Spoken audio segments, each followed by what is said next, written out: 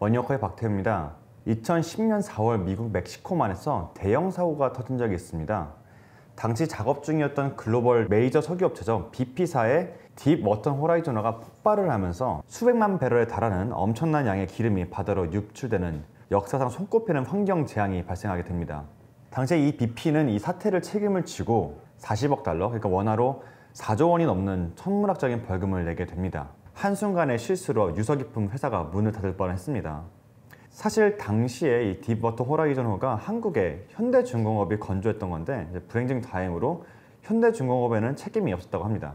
갑자기 이 이야기를 말씀드리는 이유는 전 세계적으로 최근에 환경에 대한 관심이 굉장히 높아졌는데 이렇게 환경에 위협이 될 만한 리스크를 안고 있는 기업에 투자를 피하는 움직임이 굉장히 강해지고 있다는 겁니다. 또 다른 예로 2015년 독일의 폭스바겐사에서 배출가스량을 조작해서 판매한 것이 적발이 된 디젤게이트 사건이 있었습니다. 이 폭스바겐사는 이에 대한 벌금으로 무려 현재까지 280억 유로가 넘는 금액, 한국 돈으로 거의 40조 원에 달하는 벌금을 내게 됩니다. 사실 이쯤 되면 회사가 살아있는 게 신기하죠. 사건 직후 주가는 당연히 곤두박질 치게 됩니다. 그런데 반대로 비욘드 미트라는 회사가 최근에 관심을 많이 받고 있습니다. 이 회사는 대체고기, 그러니까 소가 안 들어간 가짜 소고기를 만드는 곳입니다.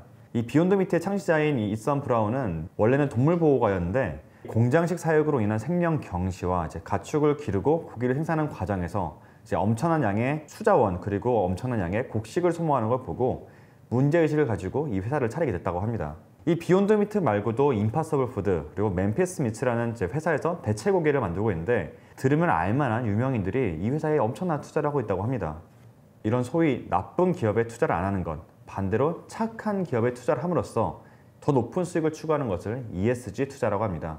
ESG 투자는 환경사회지배구조 영단어의 첫 글자를 따서 만든 합성어인데요. 환경적으로나 사회적으로 그리고 지배구조적으로 건전한 기업에 투자하는 방법이라 할 수 있겠습니다. 그런데 최근에 부쩍 전 세계적으로 이 ESG 투자 트렌드가 아주 두드러지고 있다고 합니다.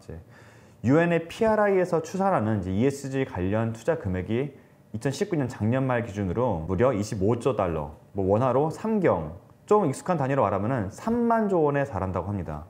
이런 투자 트렌드가 처음 있었던 건 아닙니다. 과거에 SRI, 그러니까 Socially Responsible Investment라고 사회책임 투자라는 움직임이 있었는데 대량 살상 무기를 만들거나 담배, 카지노 이런 소위 나쁜 산업에 투자하는 것을 피하는 투자 움직임이었습니다.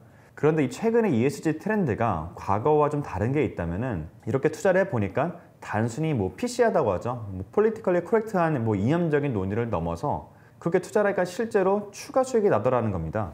최근 들어 이전보다도 그런 연관성이 더 뚜렷하게 나타나고 있는데 이런 현상의 배경에는 기업의 사회적 책임에 대한 각국의 정부와 소비자의 요구가 높아졌기 때문입니다. 반대로 이를 고려하지 않는 비즈니스 활동을 리스크 요인으로 작용하고 있다는 거죠. 우선 대표적으로 제가 예시로 들었던 환경적인 요소를 고려할 수가 있는데 특히 유럽을 중심으로 환경 규제가 강화가 되면서 오염물질이나 이산화탄소 배출 이런 거에 대한 막대한 비용을 물리기 시작한 겁니다. 실제로 이러한 부분들이 기업의 수익성에 영향을 주기 시작한 거죠. 아마 뉴스에서 탄소 배출권이라는 말을 한 번쯤은 들어보셨을 것 같습니다.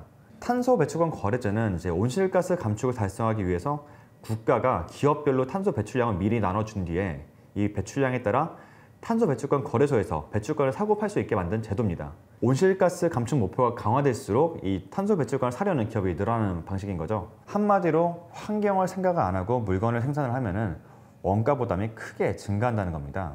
그리고 최근 밀레니얼 세대의 이 사회적 가치에 대한 인식 수준이 매우 높아지면서 기업들도 이런 거에 대응해서 이 비즈니스 전략을 세우기 시작합니다.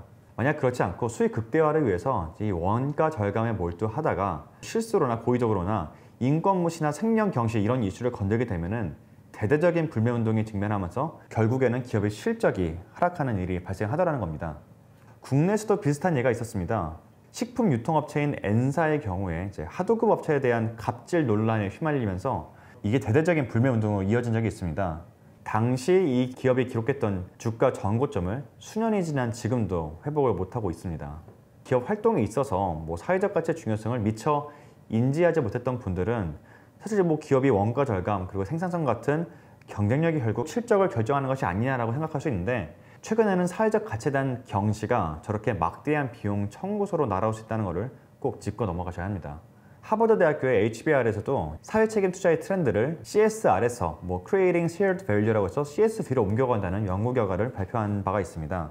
그리고 이 지적재산권에 대한 서비스를 제공하는 미국의 오션토머라는 회사는 이 S&P 500 기업들을 대상으로 기업 가치를 유형자산과 그리고 브랜드나 이런 지식재산권 같은 무형자산으로 구분해서 이제 분석을 해봤습니다. 그랬더니 1975년 83%였던 유형자산의 비중이 40년이 지난 2015년에는 16%로 급감을 하고요.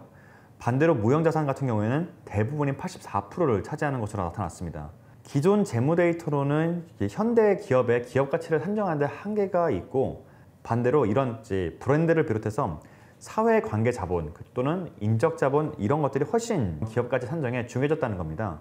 최근에 이런 ESG 요소가 각광을 받게 된 게 단순히 우연이 아니라는 거죠.